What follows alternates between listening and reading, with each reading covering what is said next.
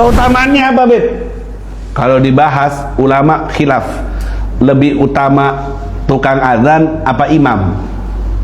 Ada yang bilang karena banyak hadis bercerita tentang keutamaan azan, tukang azan lebih afdol daripada imam. Ada juga yang berpendapat tidak, Beb, lebih utama untuk imam karena Nabi jadi imam, tidak jadi Bilal. Ada juga yang bilang gitu. Ala kulli hal, yang penting muadzin itu punya nilai istimewa. Assalamualaikum warahmatullahi wabarakatuh.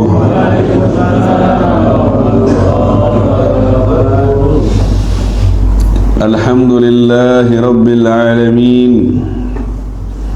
Wa bihi nasta'in ala umuri dunya wad-din. Wal 'aqibatu lil muttaqin. ولا عدوان إلا على الظالمين وصلى الله على سيدنا محمد وعلى آله وصحبه أجمعين رب اشرح لي صدري ويسر لي أمري واحلل عقدة من لساني يفقه قولي واهد قلبي وسدد لساني سبحانك لا علم لنا إلا ما علمتنا إنك أنت العليم الحكيم وتب علينا إنك أنت التواب الرحيم ولا حول ولا قوة إلا بالله العلي العظيم أما بعد.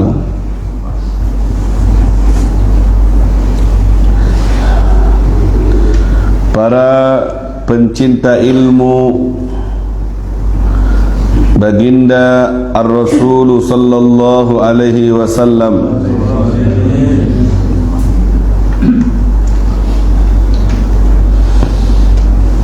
hadis dari Rasul sallallahu alaihi wasallam, man salaka tariqan yaltamisu fihi ilman sahhalahu Allahu lahu tariqan ilal jannah. Siapa yang melewati jalan-jalan untuk menuntut ilmu dari rumah menuju musalla ini, akan dipermudah untuknya jalan menuju surga. Dan tidak semua orang bisa menjalani jalan ini kecuali yang mendapatkan taufik dari Allah hingga bisa mengenyampingkan kesibukannya, melawan malasnya, melawan sakitnya, melawan sumpeknya, melawan beragam penghalang-penghalang, hingga bisa duduk bersimpu di majelis ilmu seperti sekarang. Yang bisa melewatinya, melewati semua penghalang itu, berarti dia dapat taufik dari Allah untuk menyempatkan dirinya menuntut ilmu. Kalau ada seseorang ingin ketemu dengan presiden dari Kaliboto sini, dia harus melewati beberapa prosedur. Mungkin bawa surat keterangan kelakuan baik dari polisi, takutnya teroris. Dia harus bawa KTP yang lengkap, banyak persyaratan. Harus melewati mungkin bupati, gubernur, menteri. Banyak prosedur yang harus dilewati, tidak segampang ketemu dengan orang biasa. Tapi lain ceritanya kalau presidennya yang nelpon. Ditelepon langsung, kamu hari Senin ketemu saya ya. Lewat gubernur atau bawahannya atau menterinya. Maka orang yang ditelepon, yang dipanggil lebih gampang ketemunya daripada orang yang berusaha sendiri ingin ketemu. Orang yang diundang dengan yang datang sendiri lebih gampang yang untuk menghadap. Bisa jadi orang yang diundang itu dijemput pakai Alphard, dikawal, kasih jalur VIP karena diundang. Diundang. Tak peduli dia orang miskin, orang tidak terkenal, orang biasa, tapi namanya diundang, orang terpilih, maka dia akan dapat pelayanan yang spesial dan tidak banyak prosedur. Tapi kalau yang dari bawah, yang mendaftarkan diri, mau ketemu, waduh, kayaknya harus mengikuti prosedur yang berlipat untuk ketemu. Ya kecuali kalau di musim pilihan, mungkin disapa duluan. Barangkali begitulah seorang hamba kalau dapat undangan dari Allah Subhanahu wa taala, dapat sapaan dari Allah. Allah yang menyapa, Allah yang mengundang. Kalau Allah yang mengundang, Allah yang menyapa, Allah yang mau untuk menghadirkan kamu ke majelis ilmu ini, akan dipermudah jalannya untuk hadir ke tempat ini. Allah tidak ngelihat lagi pantas tidak pantas. Allah tidak ngelihat lagi kaya miskinnya. Allah tidak ngelihat lagi pintar, alim atau bodohnya. Kalau kamu terpilih, terundang di sisi Allah, maka kamu akan mudah menghadirinya. Walaupun tidak dijemput dengan Alphard, tapi kamu akan rasakan kegampangan, keringanan. Bangunnya digampangkan, disempatkan, dienakkan, dikarep, ngerti karep? Masa dikarepkan? Dibuat mau, dibuat senang, dibuat enak. Itu undangan Allah. Kalau sudah dapat itu, tidak ngelihat masa lalumu, masa kecil, masa gelapmu, tidak dilihat itu, dikasih mudah. Lain kalau tadi yang tidak dapat undangan, berat tantangannya. Sudah baca flyer di HP besok majelis subuh, Insya Allah. Karepnya belum muncul, ada aja penghalang besok. Oh aku, itu tanda tidak dapat taufik dari Allah. Dari awal lihat pengumuman sudah tidak tertarik, sudah biasa, dihalangi dengan banyak halangan yang sebenarnya bisa ditunda, bisa direncanakan di waktu yang lain, tapi dia memang mahrum, terharamkan dari anugerah.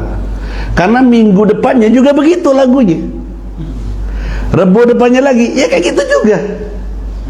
Sampai tidak terasa setahun aku suwe wes gak hadir. Sampai dikirim sama Allah penyakit, akhirnya tidak bisa hadir sudah. Kemana aja kamu Pak?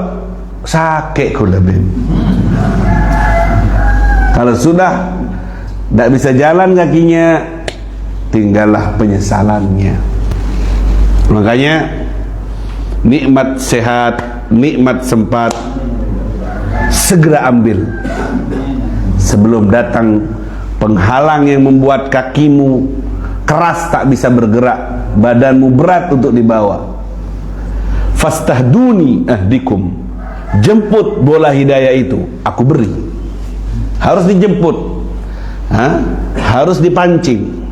Kalau sudah dapat, insya Allah dipermudah oleh Allah Subhanahu wa ta'ala. Waffaqakumullah, semoga dapat taufik dari Allah Subhanahu wa ta'ala. Ini makna daripada hikam dari hikamnya Al-Ata'iyah. Idza fataha laka wijhatan min at-ta'arrufi fala tubali ma'aha wa in qalla 'amaluk. Apabila Allah membukakan jalan bagimu untuk mengenalnya lewat menuntut ilmu atau lewat dekat sama orang soleh, maka janganlah engkau hiraukan tentang amalmu yang masih sedikit.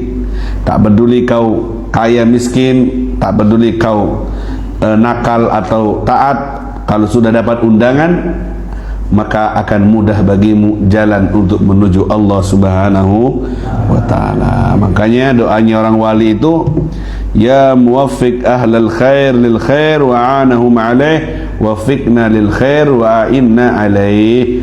Wahai yang memberi taufik untuk orang baik sampai berbuat baik, maka beri kami taufik juga untuk kami bisa berbuat baik dan menjadi orang baik. Amin ya rabbal alamin. Baik, mari kita lanjutkan kajian kita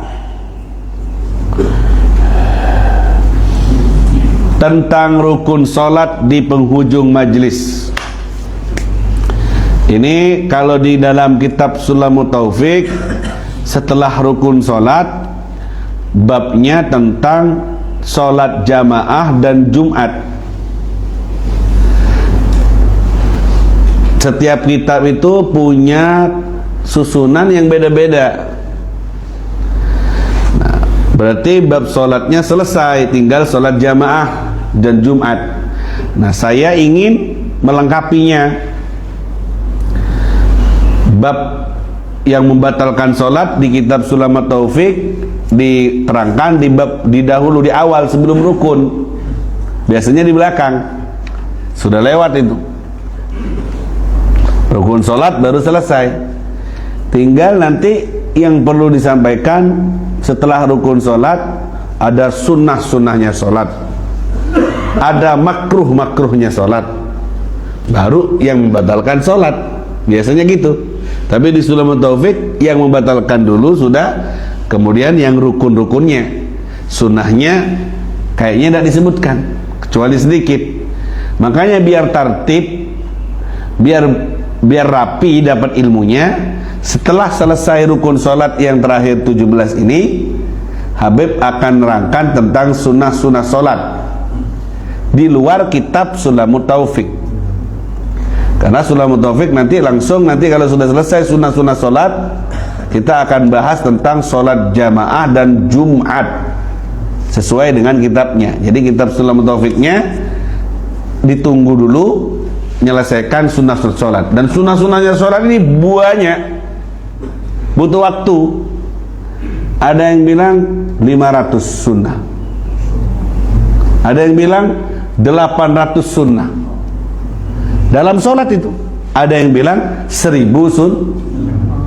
Itu kalau diterangkan satu-satu 1000, 2 tahun tidak mari.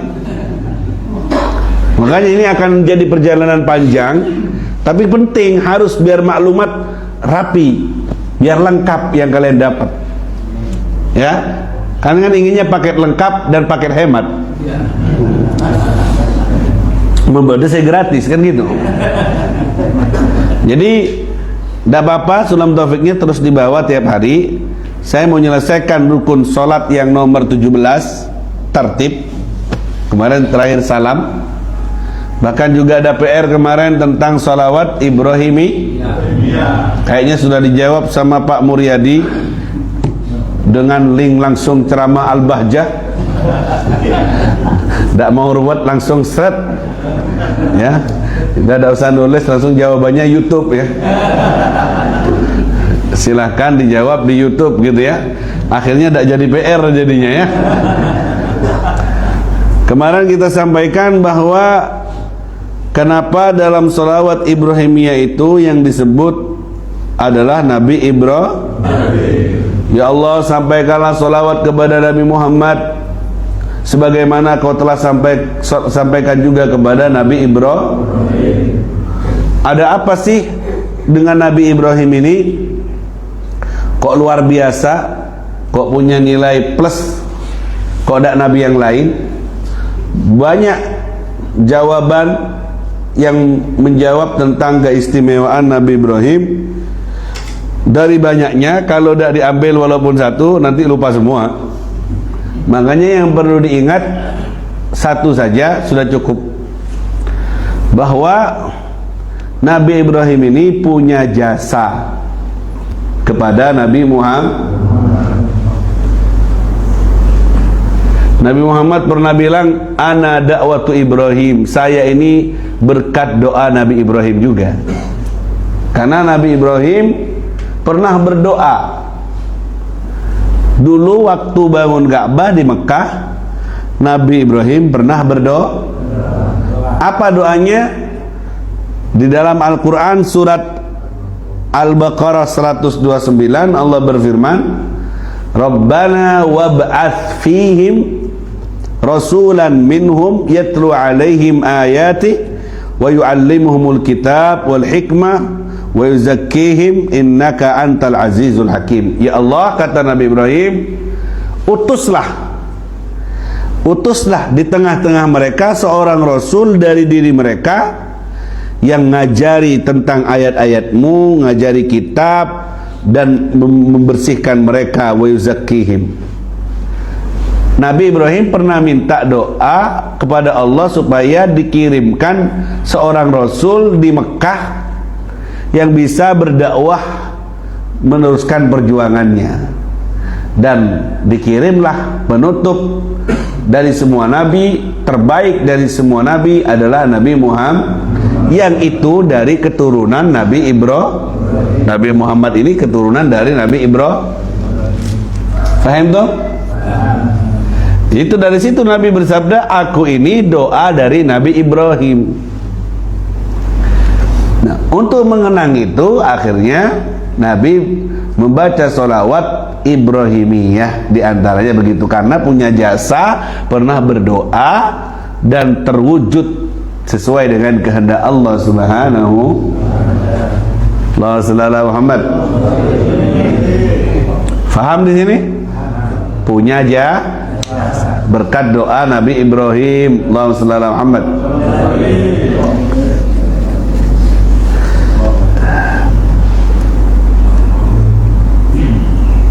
Makanya di ayat yang lain juga, inna awlan nas bi Ibrahim alladzina taba'u wa hadan nabi walladzina amanu. Yang pantas, yang paling berhak dengan Nabi Ibrahim adalah orang yang beriman kepada Allah dan Nabi ini, yaitu Nabi Muhammad sallallahu alaihi wasallam.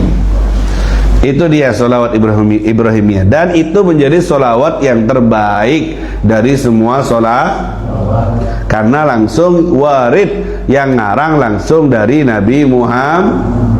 Kalau sholawat mansub, sholawat nariyah, sholawat ini walaupun mungkin ya dapat ilham dari Nabi Muhammad lewat mimpi, tapi Ibrahimiyah ini warid, langsung nyata, bukan lagi mimpinya orang wali, tapi langsung diajarkan kepada sahabat oleh Nabi Muhammad SAW. Makanya lebih afdol dari semua sholawat yang lainnya. Fahim tuh? Mudah-mudahan kita dapat barokah sholawat itu. Amin ya rabbal. Taib, saya berusaha menyelesaikan rukun sholat yang nomor 17. Tartib. Apa? Tartib itu tersusun sesuai nomor, tidak boleh mendahului. Nomor 5 mendahului nomor 4, tidak boleh, harus tersusun. ruku, i'tidal, sujud, harus tertib. Tidak boleh sujud dulu kemudian ruku, harus tertib. Karena sholatnya Nabi itu tertib. Dalilnya, sallu kama ra'aitumuni usolli, sholatlah kalian seperti kalian melihat aku sholat. Jadi harus tertib, tidak boleh asal-asalan. Nah, fa in ta'ammada, kalau seandainya sengaja, fa in ta'ammada tarkahu, sengaja untuk meninggalkan, ka'an sajada qabla ruku'ihi, misalnya meninggalkan ruku, sujud sebelum ruku. Dia ada ruku, dari berdiri langsung Allahu Akbar, langsung sujud, sengaja meninggalkan sengaja, batalat salatnya Allahumma shalli ala Muhammad. Wa insaha, kalau dia lupa, misalnya dari berdiri lupa tidak ruku, meninggalkan ruku, Allahu Akbar, langsung sujud, tidak falya'ud ilaih, ketika ingat di waktu sujud, dia wajib kembali ke posisi itu artinya falya'ud ilaih, kembali ke posisi paham di sini? Sampean sholat berdiri, kemudian sampean lupa langsung sujud, Allahu Akbar, loh belum ruku aku, ya Pak, balik ke paham? Illa an yakuna fi mithlihi au ba'dahu, kecuali an yakuna fi mithlihi, kecuali an yakuna, kalau orang yang lupa tadi tidak ingat sampai ke rukun yang ditinggal lagi, fi rakatin ukhra, di rakaat selanjutnya. Kan lupa nih, Allahu Akbar, rukunya lupa, Allahu Akbar, langsung sujud, terus tidak ingat dia, duduk di antara sujud lagi, berdiri lagi rakaat kedua, Allahu Akbar, lupa dia, rukunya ketinggalan, sampai ketemu di ruku yang nomor 2, rakaat kedua. Illa an yakuna fi misli, sampai di posisi yang sama, di ruku yang sama, maka tidak usah ngulangi lagi. Tapi ruku yang rakaat yang pertama itu tidak karena yang rakaat pertama ada rukunya. Jadi yang kedua itu yang ada rukunya dianggap rakaat pertama. Faham? Imma di waktu rakaat pertama tadi, waktu sujud ingatnya dia balik ke ruku sehingga dihitung rakaat pertama. Wa imma dia lanjut sampai ketemu ruku di rakaat kedua, baru itu adalah rakaat yang pertama bagi dia. Faham tuh? Au ba'dahu fatatimu bihi raka'atuh, au ba'dahu, au setelah dia menyelesaikan ruku yang kedua itu, baru ingat setelah ruku di rakaat yang kedua, seperti yang ditinggal, dia ingat, fatatimmu bih, maka sempurnakan dengannya rakaatnya. Langsung setelah itu dia i'tidal, dia sujud, sempurnakan kalau dia ingatnya setelah ruku yang kedua dari rakaat yang kedua. Seperti itu. Walagha ma sahabihi, dan hilang apa yang dia lupa dengannya. Maksudnya ay ma fa'alahu sahiyan wa huwa ma bainal matruk wal mithl maf'ul, apa yang dilakukan setelah ruku yang rakaat pertama yang tanpa ruku itu, sujudnya, i'tidalnya, duduk di antara sujudnya, semua itu dianggap lahu, dianggap hilang sampai dia ketemu di ruku yang kedua di rakaat yang kedua. Hakada. Intinya biar tidak pusing, Allahumma shalli ala Muhammad. Minum kopinya. Kalau orang sholat tidak ruku sengaja, hukumnya badil.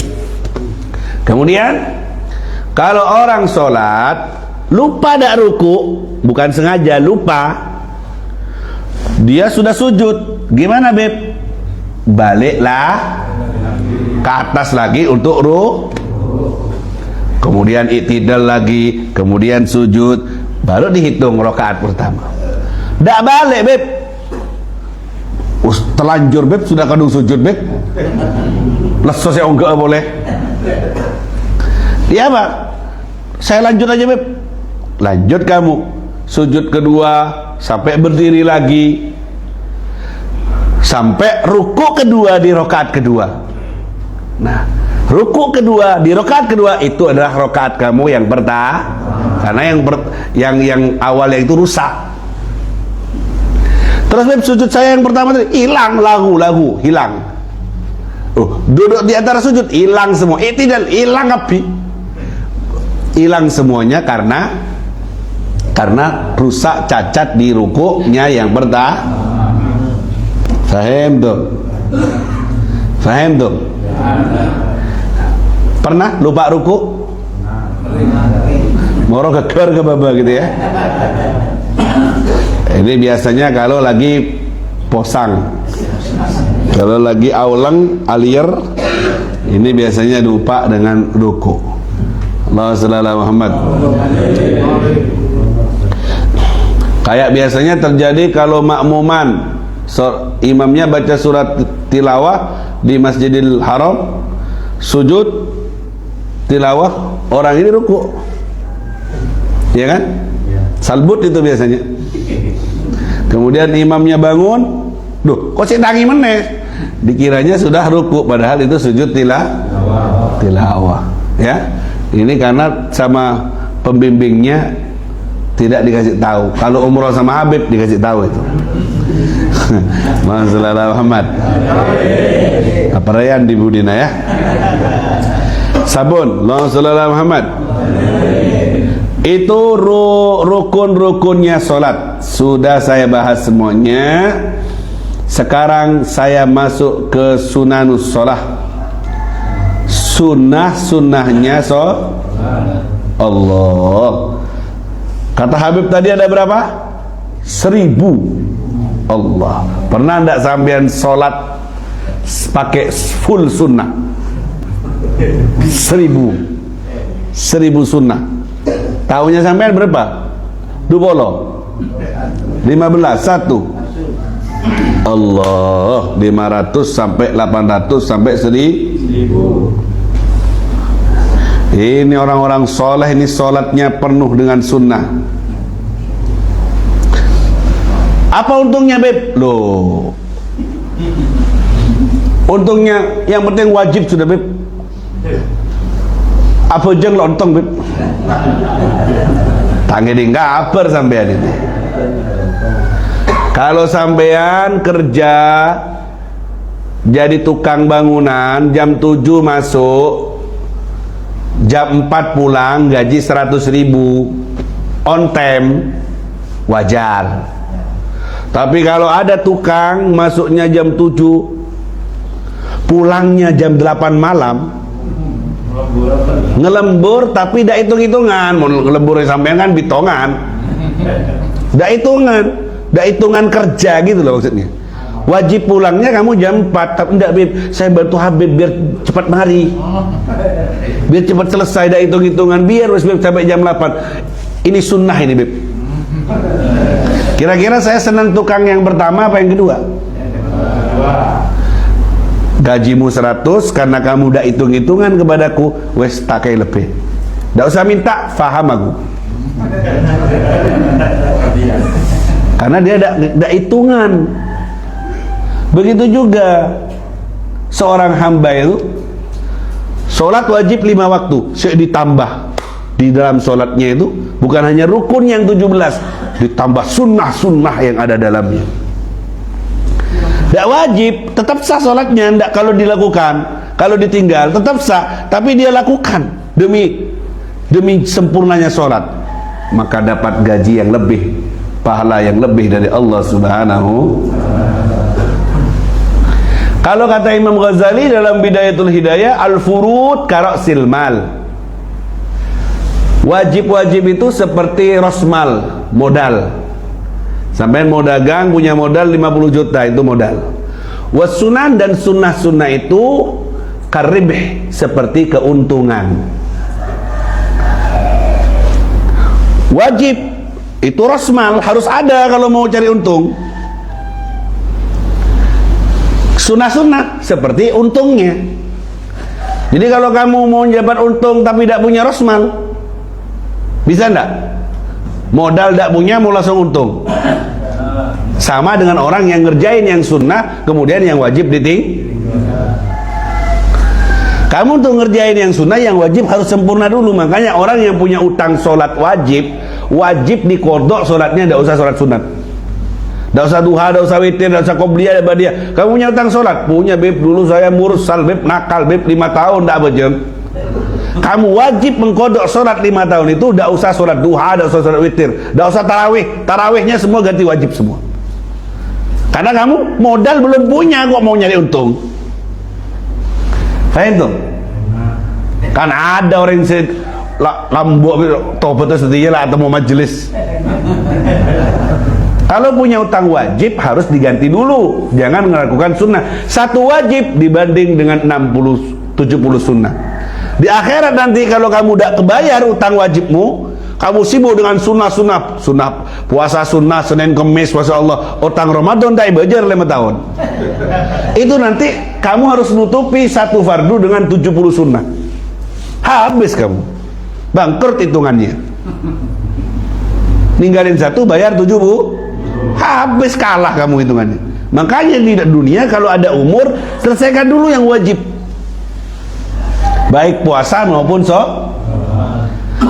sudah sempurna rukun sholat, sekarang sunnah-sunnahnya sempurnakan untuk dapat perhatian yang lebih dari Allah Subhanahu. Wala yazal abdi yataqarrabu ilayya bin nawafil hatta uhibbah. Seorang hamba terus saja mendekatkan diri kepadaku dengan sunnah-sunnah sampai aku jatuh cinta. Cinta akhirnya saya dengan tukang yang tadi hitung-hitungan itu. Kalau sudah cinta saya, fa idza ahbabtu kuntu sam'ahu alladhi yasma'u bih. Kalau sudah saya cinta maka pendengarannya adalah pendengaranku, kata Allah. Penglihatannya adalah penglihatanku. Kemudian tangannya adalah tanganku, kakinya adalah kakiku. Kalau dia minta-minta pasti akan saya kasih. Kalau dia minta perlindungan pasti akan saya lindungi. Hadis qudsi. Kalau sudah orang dicintai sama Allah lewat amalan sunnah-sunnah itu, mengikuti jejak Nabi, pendengarannya adalah pendengarannya Allah, maksudnya dia tidak akan mendengar kecuali yang diridhoi oleh Allah. Lesannya adalah lesan Allah, tangannya, kakinya, artinya tidak bisa bergerak kecuali atas sesuai dengan yang diridhoi oleh Allah.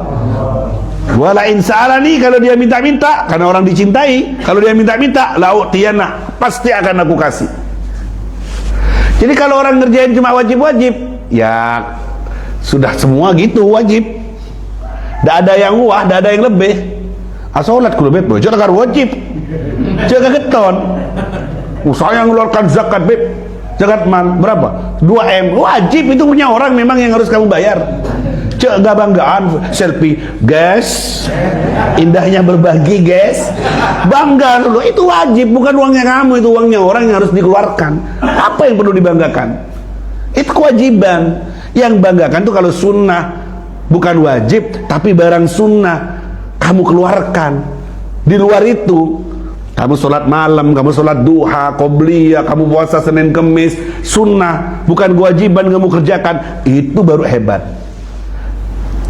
Bukan zakat mal wajib, sedekah Jumat kamu tidak wajib tapi kamu mau sedekah bagi, itu yang hebat.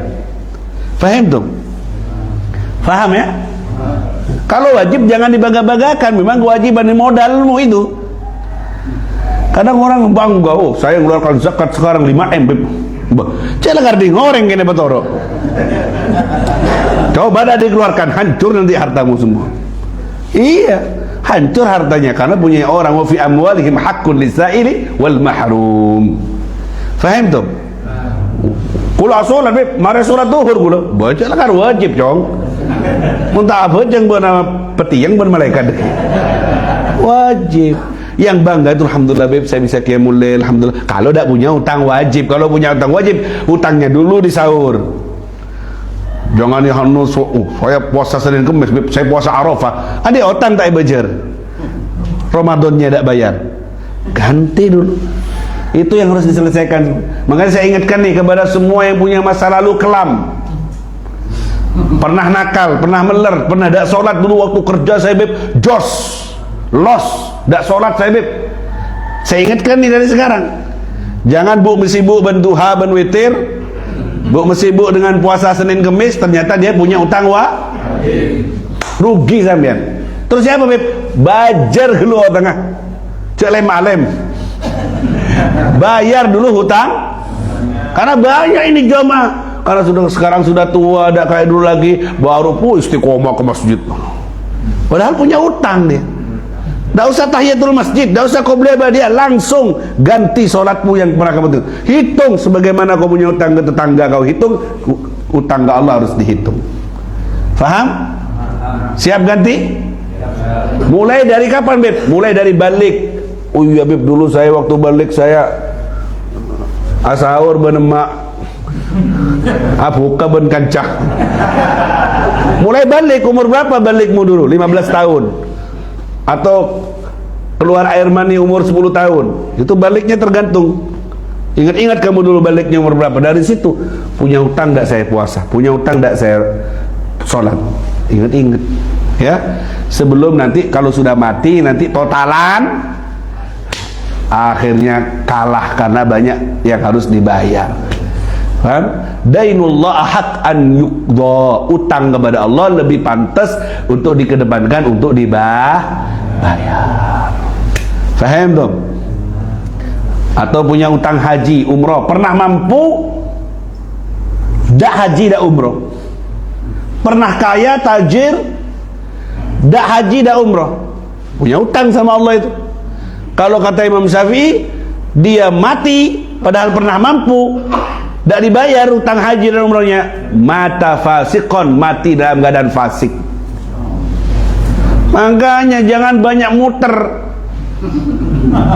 Keluk dekik bae, se muter se. Akhirnya orangnya muter juga. Mampu daftarin, web antri web. Tidak wajib kamu ikut yang langsung berangkat 300 juta, tidak wajib. Wajibnya yang penting kamu daftar 25 juta, wis nunggu antrian 20 tahun, 30 tahun. Kamu boleh setelah itu kamu mau bangun rumah, mau beli mobil, mau ini, yang penting kamu sudah daftar, nunggu antrian. Kamu belum daftar, belum apa, uangnya diputar buat gaya hidup dan semacamnya, apa mati duluan. Takut mati dalam keadaan fasik, melakukan dosa karena tidak menunaikan kewajibannya kepada Allah Subhanahu. Paham di sini? Baik. Sekarang saya akan bagi sunnah solat itu yang banyak tadi. Entah dapat 1000 atau 500 ini. As-sunan, sunnah-sunnah dalam solat itu dibagi 3. Dibagi berapa? 1. Qoblas sholat, sunnah yang dilakukan sebelum sholat. Sebelum sholat ada sunnah-sunnah.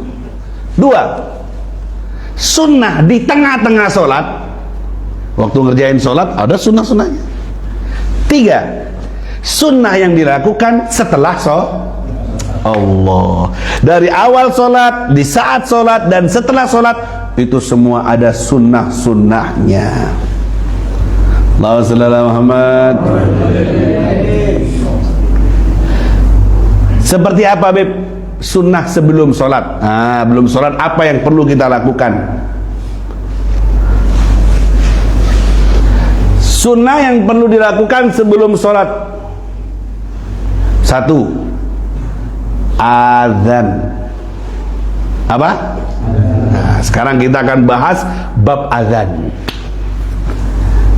Terutama banyak Bilal ini. Ya. Apa itu azan? Al-i'lam, pengumuman.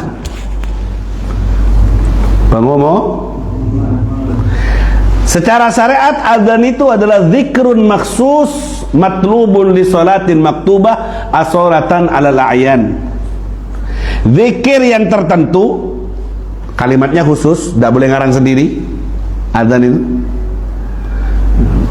dulu dapatnya Nabi waktu dapat sholat fardu. Ya apa nih caranya biar menandai masuknya waktu sholat? Kalau orang Nasoro pakai jaros, pakai kerincing-kerincing. Ada lagi pakai trompet. Kita Islam pakai apa ini? Ya apa ini?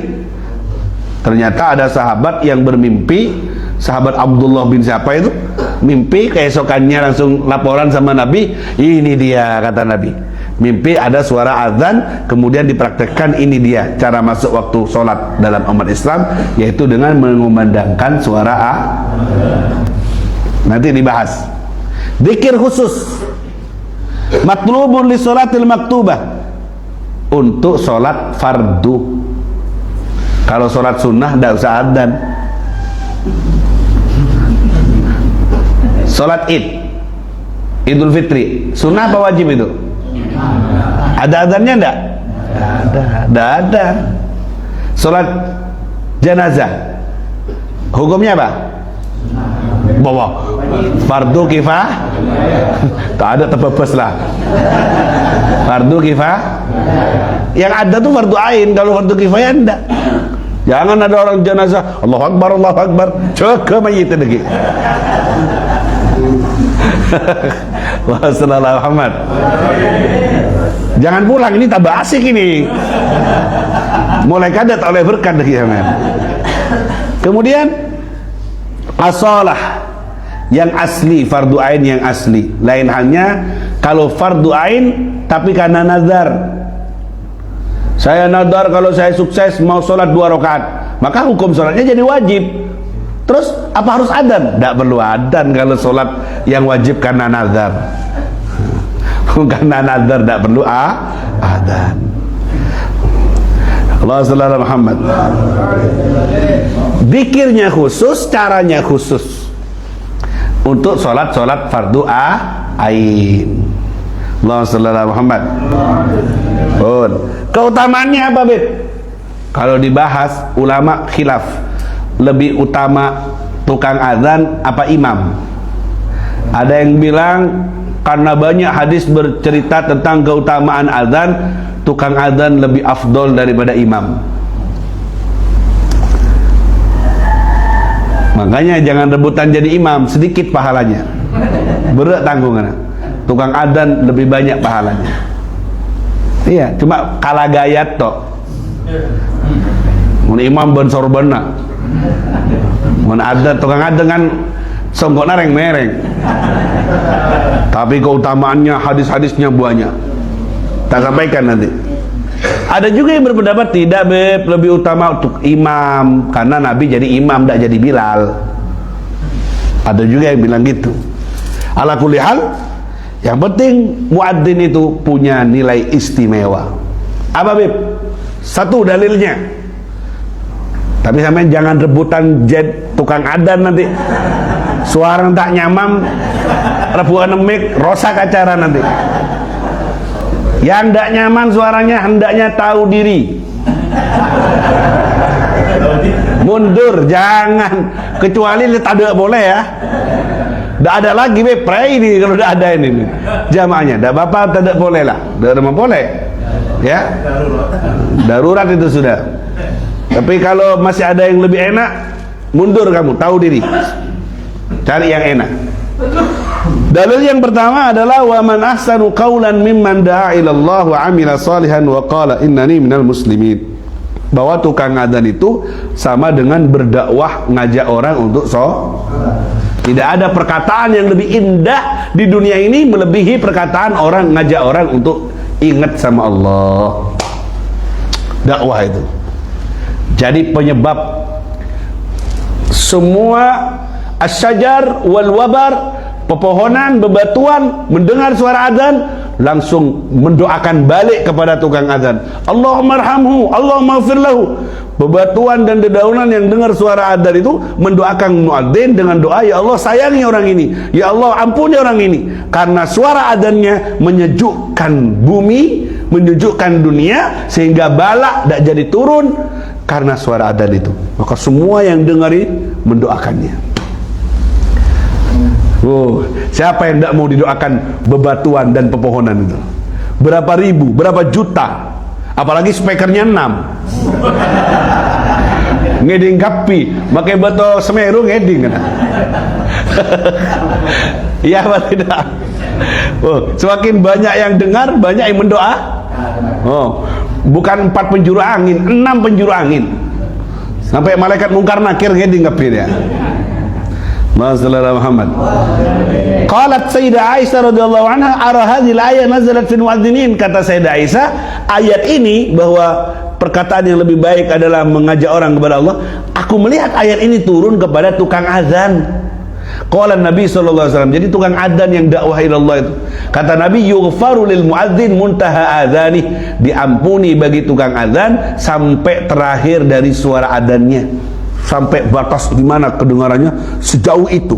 Makanya kalau 6 speaker bisa sekampung seluas itu ampunan untuk dia. Sallallahu Muhammad. Tadi imam apa tadi tukang adzan? Muntah nyaman cek ronorok nak. Wa yastaghfiru lahu kullu ratbin wa yabis. Semua barang yang basah, semua barang yang kering mendoakan tukang adzan itu. Batu, semua yang kering, semua yang basah yang ada di dunia ini mendoakan tukang adzan itu. Subhan. Yang kering-kering, pekakas batu, semuanya baju yang kering-kering semua dengan bahasa hal, tidak bisa ngomong dengan suara yang kayak kita, tapi mereka beristighfar untuk tukang adzan.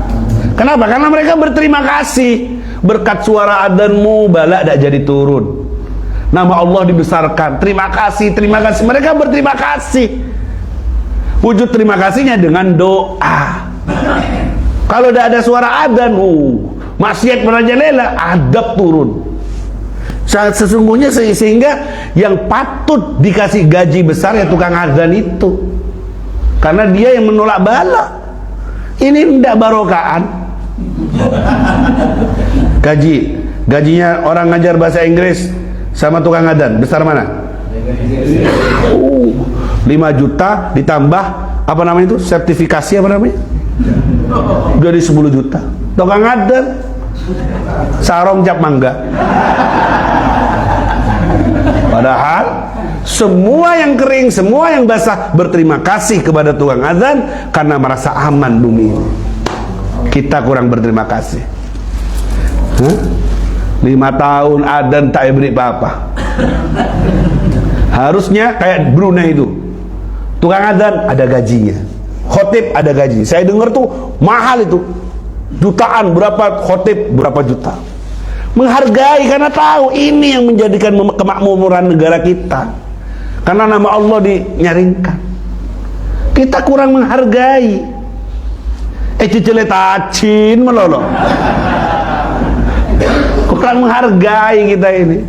Kalau di Brunei makanya tuh makmur Darussalam namanya. Brunei Darussalam, negeri yang penuh keselamatan. Karena dibayar, dihargai. Hafid Quran, ngimami. Mahal teman saya dari mana, dari Yaman, dari mana, diutus ke sana jadi imam. Saya dengar beberapa imam, mahal biayanya. Lebih mahal daripada gajinya yang lain.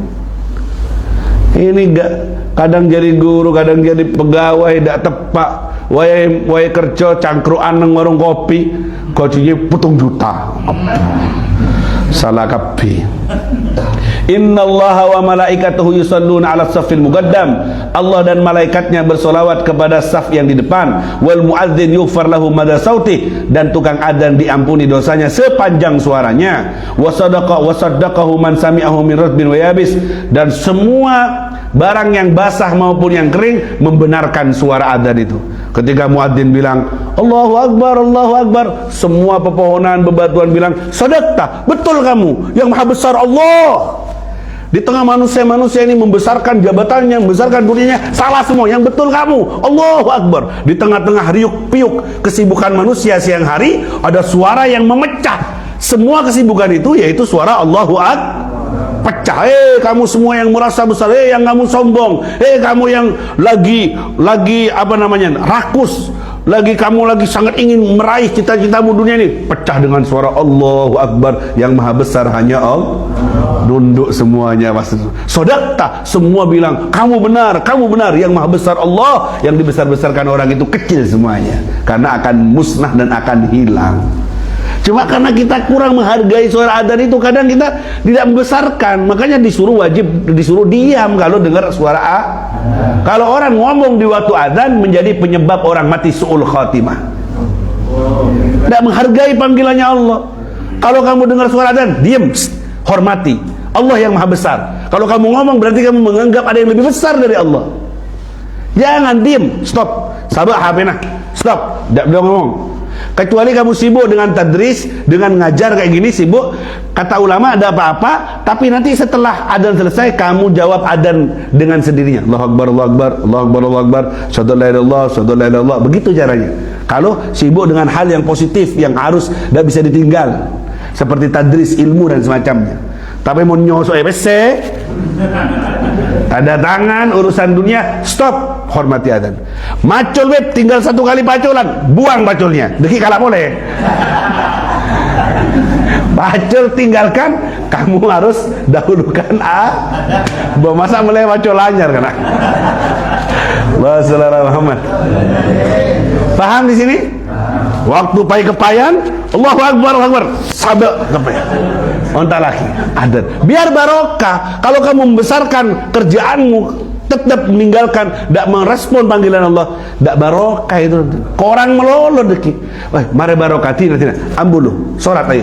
No beb, bocenggapi beb, bawa no beb. Kecil. Tidak harus kamu mandi, wudhu sebentar, ya, wudhu sebentar, sholat. Allahu Akbar, selesai, berkah hidupmu karena kamu membesarkan Allah Subhanahu. Allah sallallahu Muhammad. Yang terakhir, keutamaan adzan, biar sampai jadi tukang adzan semua nanti. Walahu ajru man sallamah.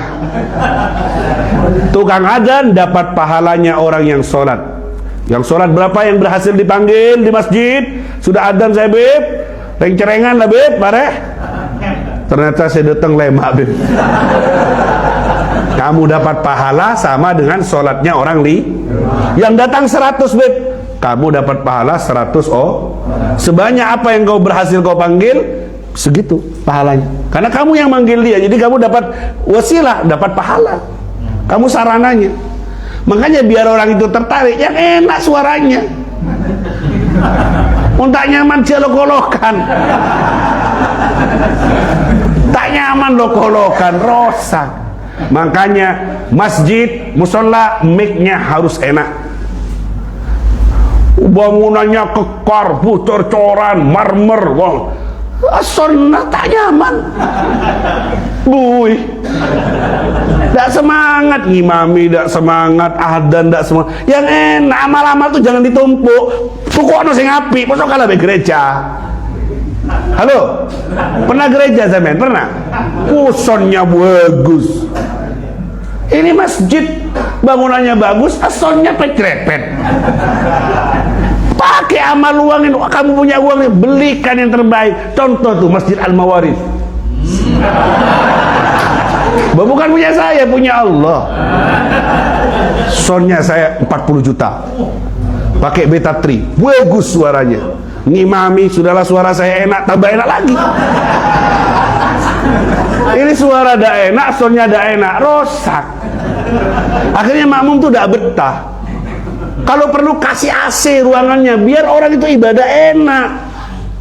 Kasih AC biar segar, jangan kumuh. Bayar marbot untuk bersih, jangan sujud cekak api. Pasirnya, waduh, deman-deman lah rela. Lihat kalau kamu ke Masjid Nabawi bersih, harum, senang ibadah. Kalau ada amal-amal pakai yang bersih, yang bayar orang untuk bersihkan itu, beri buat harum, bakar dupa, apalagi sholat Jumat, mau sholat Jumatan buat harum, putih bersih. Aduh, nikmat ibadah untuk apa kalau bukan untuk itu? Faham tuh? Faham? Ya, jadi pilih yang terbaik. Sound harus enak. Suas kayak di sini kan, subhanallah, AC 2, kipas angin 2, sejuk dingin, ada kopi, ada. Enak nggak ngaji di sini? Enak, karpet nyampu nih, walaupun sudah mulai tepes sekarang sudah. Enak ngaji Allah kayak gini subuh-subuh sudah, masya Allah. Hanya orang yang lain tidak hadir karena belum tahu. Coba tahu, Bu. Insya Allah tak muat ini. Makanya jadilah kamu dakwah, ajak yang lain, bantu. Ayo nolok nyaman oleh berkat. Tak apa, berkat kadalah. Berdoa hasilnya nyaman. Promosikan untuk dakwah. Kamu dapat pahala sebanyak itu. Ini mengacu oleh berkat, kenapa? Makanya yang ngasih berkat mudah-mudahan panjang umur ya. Cerai-cerai mau mati gak lah ya. Dah, yang terakhir, Rasulullah Muhammad. Keutamaan adzan yang terakhir, al-muadzzinun atwalun nas a'naqan yaumal qiyamah. Tukang azan paling panjang lehernya nanti di hari kiamat. Berarti kayak jerapah ini ya. Maksudnya apa, Beb? Ini kinayah beni pas ben Allah tajuk lera. Kinayah bahwa di hari kiamat itu orang berdesak-desaan. Iya kan, satu kaki diinjak 1000 kah? Waduh, ada yang keringatnya sampai ke lehernya, ada yang sampai hidungnya. Tukang azan, dia lehernya tinggi. Maksudnya dia selamat, tidak diinjak orang. Keringatnya tidak nyampe ke mukanya. Dia selamat, dapat perlindungan. Dia muncul di permukaan. Yang lain tekelam kebi. War tukang azan dulu. Dapat perlindungan spesial dari Allah Subhanahu. Ayo, semangat. Jangan, saya tidak bisa adzan suara saya jelek, jadi penjawab adzan aja. Jadi saya tidak pernah dengar adzan subuh Beb kecuali hari Rebu. Kenapa? Hari Rebu ada majelis subuhan. Selasa tak ngeding adzan subuh Beb. Kamis tak ngeding Beb. Cuma Rebu melolo karena ngaji ya ke Habib ya. Berarti kau tuh majelisnya harus setiap hari biar ngeding adzan subuh ini. Ya, mudah-mudahan kita atau siapapun keturunan atau siapa dari keluarga kita ada yang jadi tukang azan yang baik, yang soleh, sehingga mendapat pahala yang seperti ini. Dan mudah-mudahan kita bisa sholat tepat waktu dan bisa menghormati panggilan Allah Subhanahu wa taala, membesarkan Allah dengan sesungguhnya. Allahu Akbar mengartikannya dengan sesungguhnya. Tidak ada yang lebih besar dari semuanya daripada Allah Subhanahu wa taala. Allah yang maha besar, lebih besar dari semua yang kita punya, lebih besar dari semua kesibukan, lebih besar dari semua kerjaan, lebih besar dari dunia dan sisinya. Semoga Allah menanamkan dalam hati kita kebesarannya, sehingga semua yang selain dia kecil dan terhina tidak perlu kita besar-besarkan, dan Allah besarkan di hati ini syiar-syiarnya Allah Subhanahu wa taala. Allah jadikan kita orang yang husnul khatimah, menjadi orang yang selamat di dunia dan akhirat. Untuk keluarga dan orang tua yang meninggal dunia di kampung ini, semoga dapat barokahnya ngaji di subuh ini, dosanya diampuni, selamat dari azab kubur, dan kita semua semoga di hari ini tambah dapat barokah, tambah lancar usahanya, rezekinya halal barokah, selamat dari semua yang haram, fi khairin wa lutfin wa afiyah, wa ila hadratin nabi al-mustafa Muhammad sallallahu alaihi wa ala alihi wa sahbihi wa sallam. Al-Fatihah.